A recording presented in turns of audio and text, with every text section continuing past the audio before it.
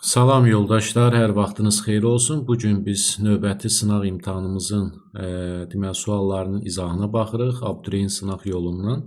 Xəritə sxemdə rəqəmlərlə fərqləndirilmiş relyef formalarını müəyyən edin. Afrikanın deməli xəritəsidir və burada relyef formaları bilirik ki, şimal-qərbində Mərakeşin və Əlcəzair, Tunisin ərazisində Atlas dağları yerləşir, cənubda isə Kap əjdaha dağları yerləşir. Yəni 2 əjdaha dağıdır. Buna Drakon dağları da deyilir. 3 isə Kap dağlarını bildirir. Bu isə Atlas dağlarıdır. Deməli Atlas, əjdaha və Kap dağları ardıcıllığı B bəndində gözlənilmişdir. 2. Müasir dövrdə Cənubi Avropanın seismik cəhətdən fəallaşması. Seismik cəhətdən fəallaşanda ya orada zəlzələ olur, ya vulkanizm baş verir, yaxud da cavan qırışıq dağlar əmələ gəlir. Ona görə doğru cavab A bəndi olacaq. 3-də sxemdə verilmiş xüsusiyyətlərin aid olduğu coğrafi obyekt Cənubi Amerika materikində Qviana yaylasında yerləşir. 800-1800 metr yüksəkliyə malik olan masaya bənzər dağlardır. Kimyəvi və fiziki aşınma axar suların fəaliyyəti ilə yaranmışdır. Bu relyef forması Venezuelanın ərazisində yerləşən Tepui'dir. Dördüncü deməli, sualda bildirilir ki, 5-ci və 6-cı saat qurşaqlarının orta meridianlar arasında ən azı dərəcə fərqi 12 dərəcə olsaydı, 88 qərb uzunluğu hansı saat qurşağında yerləşərdi? Əgər yadınızda saxlayın, əgər 2 dənə qonşu saat qurşağı verilibsə, onların orta meridianları arasındakı dərəcə fərqi təqdim olunmuşdursa, ən az dərəcə fərqi. Onda bilmək lazımdır ki, yerin hərəkət sürəti məhz 1 saata həmin dərəcəyə bərabərdir. Yəni, yer öz ox ətrafında 1 saata 12 dərəcə dönür deməkdir. Biz normalda bunu 15 dərəcə qəbul etmişik də. 24 saat ərzində yer fırlanır, 360 dərəcə dönür. 360 24-ə bölünür, 15 düşürdü. Amma belə bir qayda sizə haradasa məsələ veriləndə, onda bilin ki, onların qonşu saat qurşaqlarının orta meridianlar arasında ən az dərəcə fərqi elə yerin 1 saata fırlanma sürətinə bərabərdir.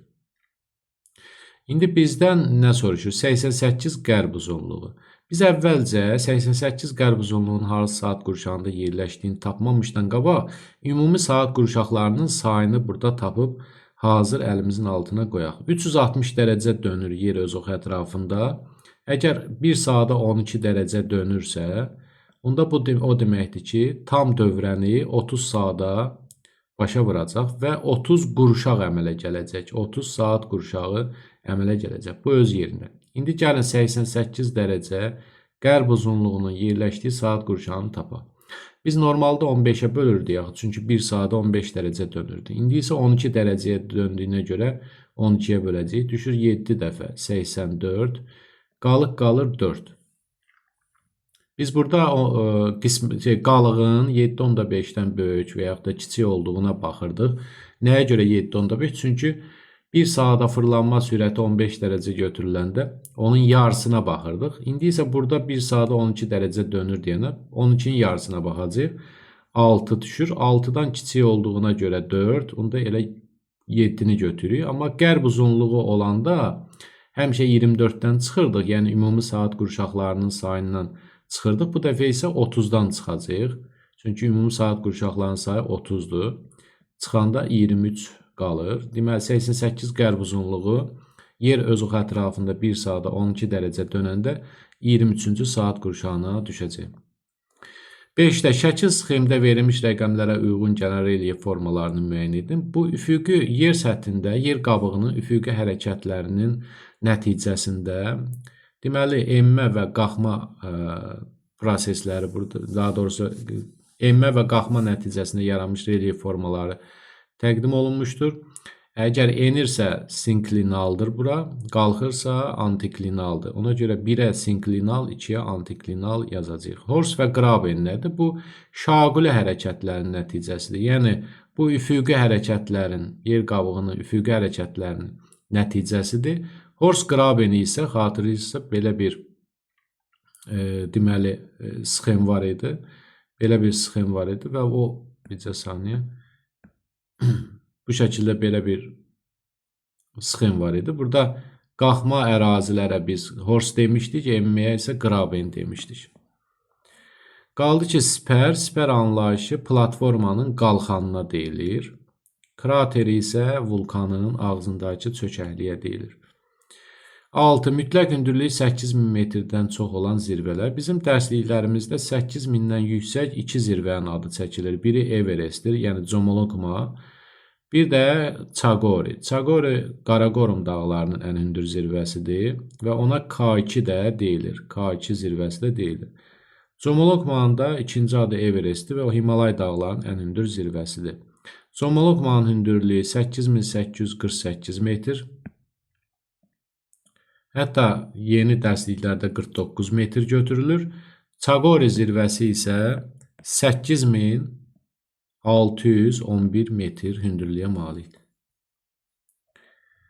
Və Pakistanla Çinin sərhədində yerləşir Çaqori.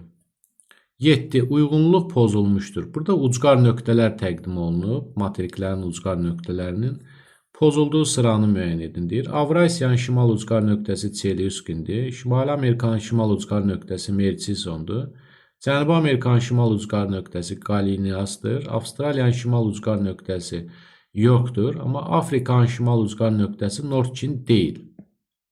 Afrikanın şimal ucqar nöqtəsi Əl-Əbiyat, Ben Sekka və yaxud da Ras Angela 3 adı var bu ucqar nöqtənin. Nordkin isə Avropanın, bu Avropaya aid Avropanın şimal ucqar nöqtəsidir. Norveçin ərazisində yerləşir. Ona görə doğru cavab Y bəndidir. 8. Avrasiyada yerləşən qədim dağlar qrupunu müəyyən edin. Məsələn, Sayan düzdür, Skandinaviya Avrasiyada yerləşir, Ural, Altay. Bunlar qədim dağlar deyil, A bəndi doğrudur. Və digər cavablarda, məsələn, digər cavablarda Appalaç Şimali Amerikada yerləşir, Karpat Cavan dağdır, Pamir Cavan dağdır, Əjdaha Afrikada yerləşir, Qafqaz Cavan dağdır, Krım Cavan dağdır, Alp Cavan dağdır, Piriney Cavan dağdır, Himalay Cavan dağdır, Zagrod Cavan dağdır. Ona görə digər variantlar düz gəlmir. Gəldik 9-cu suala. Niderlandda mürəkkəb mühəndis qurğu sistemlərinin köməyi ilə insanlar tərəfindən əvvəllər dənizin dibi olmuş ərazilərin quruya çevrildiyi ərazilər polder adlanır. Xəritə sxemindən həmin ərazini müəyyən edin. Yəni, söhbət burada nədən gedir? Niderlanddan gedir. Niderlandın ərazisi Şimal dənizin sahilində yerləşdiyinə görə 4-ü götürəcəyik. 10. Düzənlikləri mütləq yüksəkliyin artma sırasına görə düzün. Biz bilirik ki, yaylalar daha hündürdür. Xəzəryanı ovalıq dünyada ən aşağıda yerləşən düzənlikdir. Tibet yaylası daha hündür yayladır. Onda ardıcılıq belə olacaq. Birinci 2 gəlir, hündürlüyün artma sırası dediyinə görə.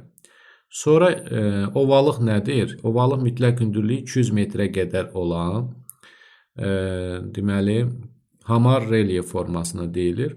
Mesopotamiya ovalığı Xəzəryanıdan daha hündürdür deyənə ikinci yazırıq. Sonra Qərbi Avstraliya yaylası 4, Tibet yaylası isə Himalayın yanında deyənə ən hündür olacaq. 2, 3, 4, 1, B bəndi doğrudur.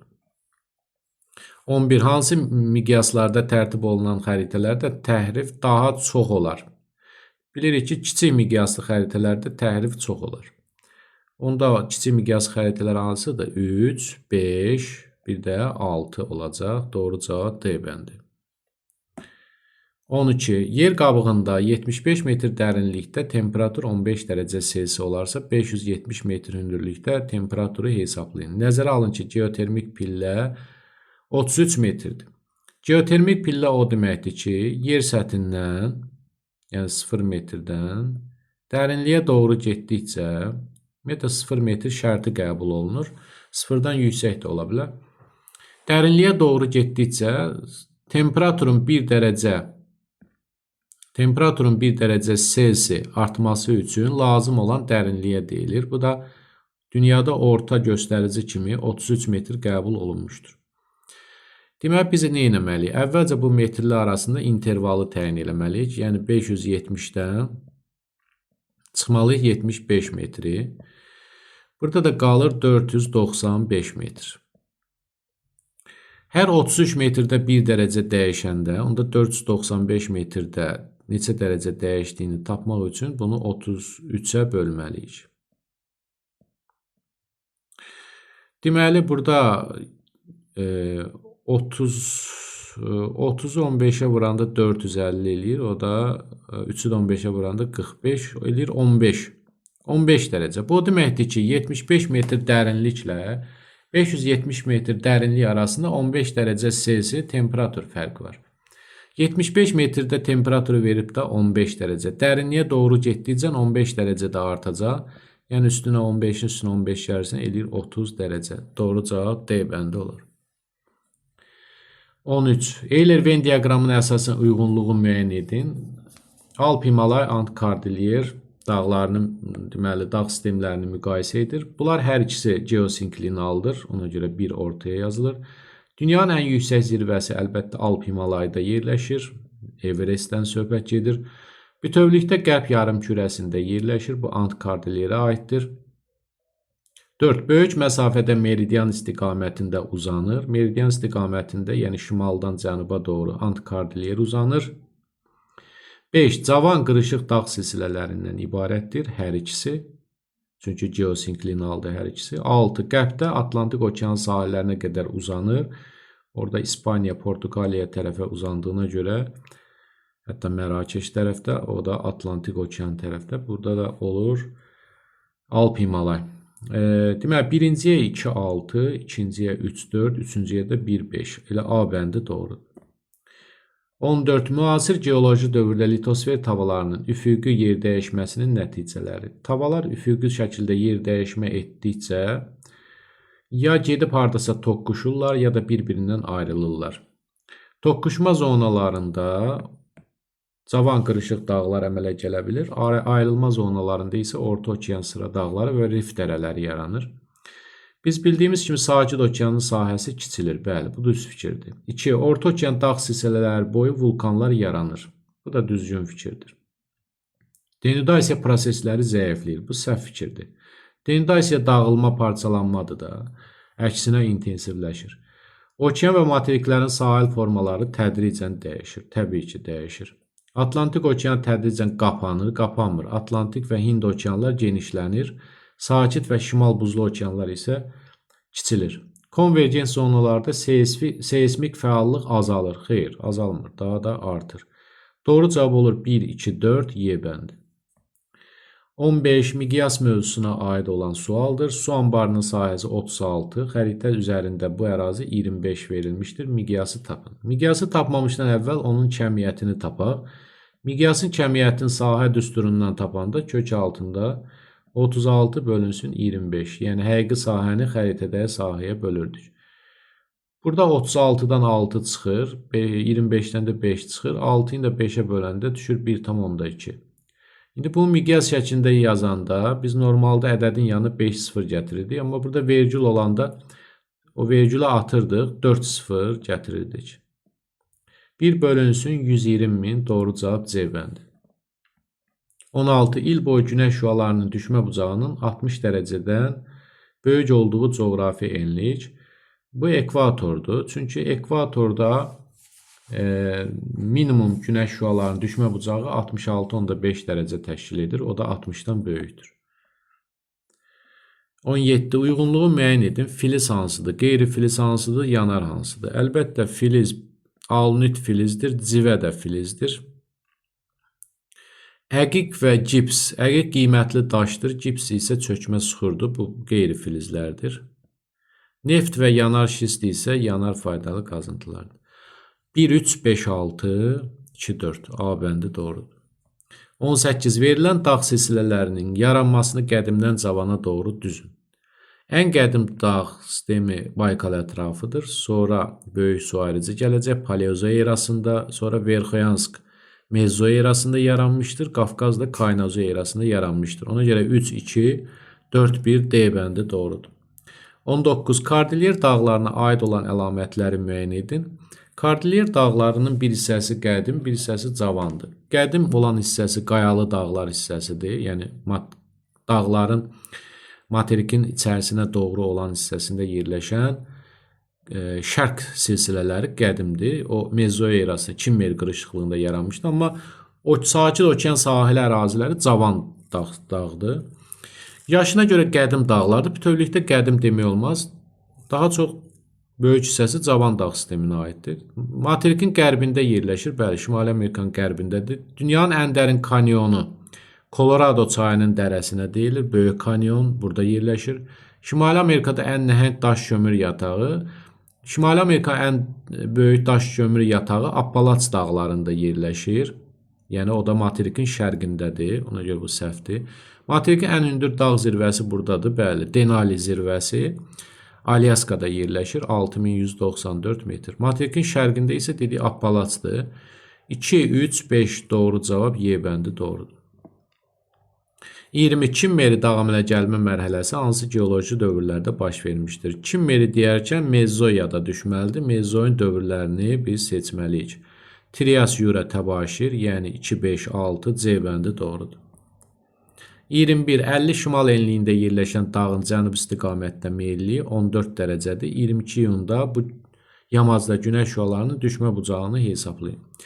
Belə olan halda biz görürük ki, Günəşin zenitdə olduğu enliyə, demək, dağ özü 50 şimal enliyində yerləşir, amma onun cənuba doğru yamacı 14 dərəcədir. Yəni, burada belə bir, indi kimin təsəvvürü güclüdürsə, o şəkili qurmadan da həll eləyə bilər. Sadə məsələdir. Deməli, bu da 23,5 şimal enliyi. Günəş 22 iyunda biz bilirik ki, 23,5 şimal enliyində yerləşir. Bu dağın da deməli, dağın da cənuba doğru meyilliyi 14 dərəcədir. Yəni, bu tərəfə 14 dərəcə meyillidir. Bu şəkildə belə 14 dərəcə meyillik var dağın cənuba doğru. İndi biz baxmalıyıq ki, məsələn, şimala doğru meyilli yamacı var. Əlbəttə, şimala doğru meyilli yamacına daha az bucaq altında düşəcək. Cənuba doğru meyilli yamacına isə 14 dərəcə daha çox bucaq altında düşəcək. Daha artıq bucaq, deməli, günəş şüası daha böyük bucaq altında düşəcək. 50 şimal enliyinə günəş şüaları 23,5-də zenitdə olanda günəş neçə dərəcə bucaq altında düşür? Bunu necə eləyirdi? 90 çıxılsın 50, üstə gələ 23,5. Bu da bizə 90-dan 50-ni çıxanda 40, 40-ın da üstünə 23,5 gələndə 63,5 dərəcə. 63,5 dərəcə. 14 dərəcədə günəşə yaxın olduğuna görə üstünə 14 gəlirik, eləyir 77,5 dərəcə. Doğru cavab D bəndi. Peru, Çili, Puerto Rico, Zond, Marian anlayışları üçün ümumi cəhət. Burada bəzi anlayışlar ölkə adını bildirir. Peru, Çili, məsələn, Puerto Rico. Amma, məsələn, Zond, Marian adlı ölkələr yoxdur, ona görə səhvdir. Vulkan adı yoxdur belə. Dərin çökəkliklər, novlardır da bunlar. Böyük 23-cü sualda deyib, böyük partlayış nəzəriyyəsinə görə kainatın başlanğıcında indiyə qədər baş vermiş hadisələri ardıcıllıqla düzün. Birinci nə baş verdi? Singulyarlıq vəziyyətində böyük partlayış baş verdi. Böyük partlayışdan sonra kosmik şüalanma baş verdi. Yəni 3 birinci gəlir. Ondan sonra kosmik şüalanmadan sonra qaranlıq dövr başladı. Qaranlıq dövrdən sonra isə ilk ulduzlar yaranmağa başladı. İlk ulduzlar da sönəndən sonra qara dəliklər əmələ gəlməyə başladı, yəni 2. Sonra protogalaktikalar əmələ gəldi 4. Ən axırda müasir galaktikalar 5. Doğru cavab 3, 1, 2, 4, 5. Bünövrələri Paleozo erasında əmələ gəlmiş platformaları seçin. Deməli, burada cavan platformaları seçməliyik biz. Burada da 2 dənəsi verilib. 2, 5. Yəni, Turan və Qərbi Sibir. Obrisiləri isə bunlar qədim platformalardır. Onlar arxeyi proterozoidə yaranıb. 25. Qütb ulduzunun daha böyük bucaq altında göründüyü coğrafi enliklər. Qütb ulduzu ümumiyyətlə cənub enliklərində görünmür. Şimalda da şimal qütbünə daha yaxın olanlarda böyük bucaq altında görünür. 5. Bir də 6. 1, 5, 6-nı götürəcəyik. Ekvator üzərində yerləşən və aralarında 24 dəqiqə yerli vaxt fərqi olan məntəqələr arasında məsafəni kilometrlə hesablayın. 24 dəqiqə yer üzü ətrafında 1 dərəcəni 4 dəqiqəyə dönür.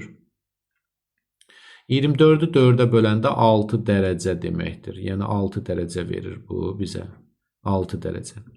Ekvatorda da 111 kilometrdir 1 dərəcə. 6-nı da vurırıq 111-ə, eləyir 666. Doğru cavab 666 kilometr.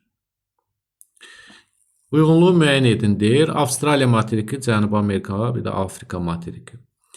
Ruvenzori horstu. Ruvenzori horstu Şərqi Afrika sınma zonasında yerləşir. Uluru dağ massivi bu Avstraliyadadır. Hətta Ulurunu Qobustanla müqayisə edirlər ki, hər ikisində qaya üstü rəsmlər var. Kəllə Qənd Cənubi Amerikadadır. Braziliyada Rio de Janeiro şəhərində. Mississippi ovalığı Şimali Amerikadadır. Heç birinə aid eləmirik. Efiopiyada Afrikadadır. Y bəndi. 1B, 2C, 3A, Y. Situasiya sualları Avropa qitəsinin relyef və mürəkkəb geoloji quruluşa malikdir. Dağların müxtəlif qırışıqlıqlarda yaranması regionda həm seismikliyin, həm də mütləq hündürlüklərin müxtəlifliyinə səbəb olmuşdur. Aşağıdakı xəritə sxemdə Pennin, Pirney